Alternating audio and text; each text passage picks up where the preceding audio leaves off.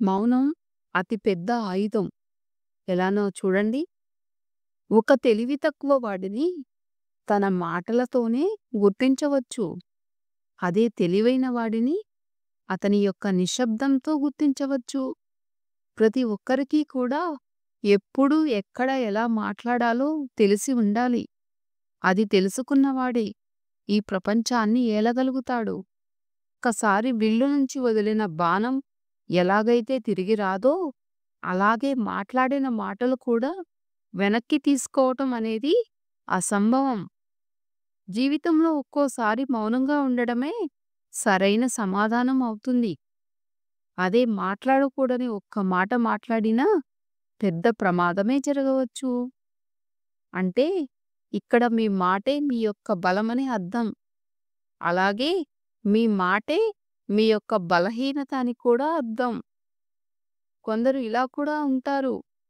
వారు తెలివైన వారిని నిరూపించుకోవటం కోసం నిరంతరంగా మాట్లాడుతూనే ఉంటారు. కానీ మౌనంలోనే నిజమైన శక్తి, అలాగే నిజమైన విజయం దాగి ఉన్నాయి అని వారు ఎప్పటికీ గుర్తించరు. మీరే చూడండి.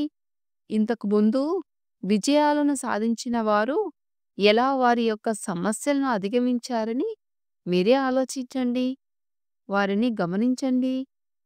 వారి శక్తిని ఎలా పుంజుకొని స్థిరంగా నిలబడగలిగారు అని. మౌనం అలాగే నిశ్శబ్దం ఇవి ఆలోచించే శక్తిని, ఆచరణ యుక్తిని ప్రసాదిస్తాయి.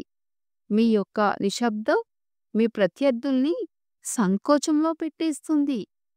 మీ యొక్క ఆలోచన ఏమిటో, మీ తరువాతి అడుగు ఎలా ఉంటుందో వారు అంచనా వెయ్యలేక ఓడిపోతారు. మన నిశ్శబ్దం ఎదుటి వారిని తప్పకుండా ఇబ్బంది పెడుతుంది.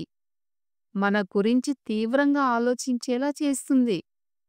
వారి యొక్క విధిని, వారి యొక్క కర్తవ్యాన్ని కూడా మర్చిపోయి వారు మీ గురించి ఆలోచిస్తూ ఉంటారు. అప్పుడు మీరు వారిని సునాయాసంగా జయించవచ్చు. ఎప్పుడు మాట్లాడాలో, ఎప్పుడు మాట్లాడకూడదో తెలిసిన వాడిని ఎవ్వరూ కూడా ఓడించలేరు.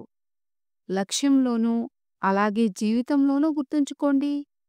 మరో విషయం ఏమిటంటే, నిశ్శబ్దం మన ఏకాగ్రతని పెంచుతుంది. మీరు ఏదైనా మాట్లాడాలి అనుకునే ముందు మీ మనసులో ఈ 3 ప్రశ్నలకు సమాధానం చెప్పుకున్నాకే మీ యొక్క మాటల ద్వారాన్ని తెరవండి. ఆ 3 ప్రశ్నలు ఏమిటి అంటే, మొదటిది, మీరు ఏం మాట్లాడాలి అని అనుకున్నారో దానికి ప్రాధాన్యత ఉందా? రెండవది, ఇప్పుడు మీరు మాట్లాడవలసిన అవసరం ఉందా? ఇక మూడవది ఏమిటంటే, మీ యొక్క మాటలతో అక్కడ పరిస్థితిని కొంతైనా మార్చగలుగుతారా? ఈ 3 ప్రశ్నలకు మీకు మీరే సరైన సమాధానం ఇచ్చుకుంటే మీకే అర్థమవుతుంది. ఈ మూడింటిలో ఏ ఒక్కదానికి సమాధానం దొరకకపోయినా అక్కడ మీరు నిశ్శబ్దంగా ఉండటమే ఉత్తమమని గుర్తుంచుకోండి.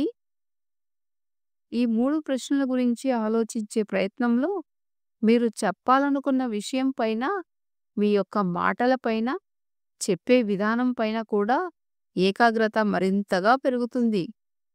దీనితో మీరు మాట్లాడే మాటలు కూడా మరింత శక్తివంతంగా తయారవుతాయి. మరో విషయం ఏమిటి అంటే, నిశ్శబ్దం అలాగే మౌనం ఇతరులకు మనపై నమ్మకాన్ని పెంచుతుంది. ఇద్దరి వ్యక్తుల మధ్య సంబంధం బలపడాలంటే ముందుగా వారి మధ్య ఉండాల్సింది నమ్మకం. ఎవరికైనా మీపై నమ్మకం పెరగాలంటే ముందుగా మీరు చేయాల్సింది మాట్లాడటం కంటే కూడా ఎక్కువగా వినే గుణాన్ని పెంచుకోవాలి. ఒకరు మీపై నమ్మకం ఏర్పరచుకోవాలంటే ముందుగా వారు చెప్పే మాటలను మీరు చాలా ఓపికగా వినటం నేర్చుకోవాలి. ఇతరుల మాటలను వినడం, అలాగే వాటిని అర్థం చేసుకోవటం అంత చిన్న విషయం ఏమీ కాదు. వినడం అంటే మీరు నిశ్శబ్దంగా ఉండి ఎదుటివారి మాటలను వింటున్నట్లు నటిస్తూ మన వంతు వచ్చినప్పుడు మాట్లాడదాంలే అని వేచి ఉండటం కాదు. దీనివల్ల ప్రయోజనం ఏమీ ఉండదు. మిత్రులారా, ఇది మరి ఈ వీడియో. ఈ వీడియో నచ్చిందా? లైక్ చేయండి. అలాగే ఏది బాగా నచ్చిందో కామెంట్ చేయండి. మీ స్నేహితులు మరియు మీ బంధువులకు ఈ వీడియోని తప్పకుండా షేర్ చేయండి. ఇప్పటివరకు నా ఛానల్‌ని సబ్స్క్రైబ్ చేసుకోకపోతే సబ్స్క్రైబ్ చేసుకొని బెల్ ఐకాన్‌ని క్లిక్ చేయండి. నేను వీడియో ఎప్పుడు పెడితే అప్పుడు మీకు వస్తుంది. ధన్యవాదాలు.